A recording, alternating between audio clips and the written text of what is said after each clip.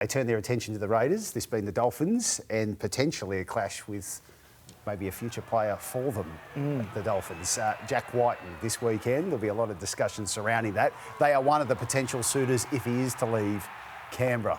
Are they actually in the running, Michael? Yeah, look, I think so. I think it's a two-horse race between the Dolphins and the Bunnies. Look, as sad as it is for Canberra, all the mail is that he's going to leave Canberra and look for a new home.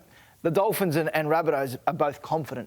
You don't know which way it's going to go. But I'll say one thing. They think it's going to happen before he plays this game of football. They think Jack wants to make a decision and then move on and settle on playing for the rest of the season with the Raiders. So one way or another, I think we're going to have an answer by the end of the week. I don't know which way do we have any idea? Where would you go?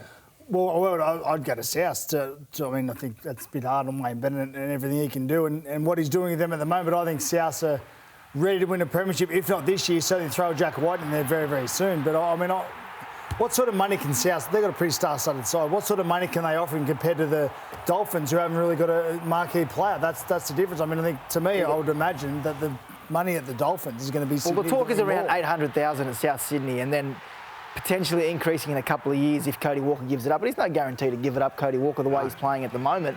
I don't know. It just if Jack Wighton walks away from $300,000 a season for 4 years from the Raiders, on top of giving up $90,000 for Origin football, you've got to respect his motivation. And that is to go and either win a comp or start a new life on the Gold Coast. But I don't know which way he's leaning. Gus, have you got any insight into what Jack Wighton's going to do for next year?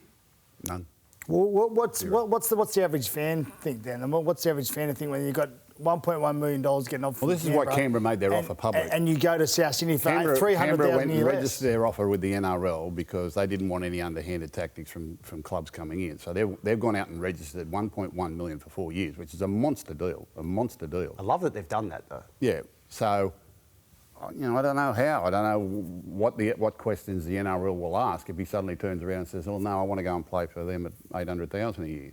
Well, they've done it before. They've come in with Sonny Bill Williams and wouldn't let the Roosters sign Sonny Bill under what they deemed market value. Now, Souths will argue that market value for a top centre is around $800,000, but you're right, the NRL may come in and say... I think Jack's got an option to play at Canberra next year for like $900,000 or $1 million. He's got an option there, but he's not going to take it up this year.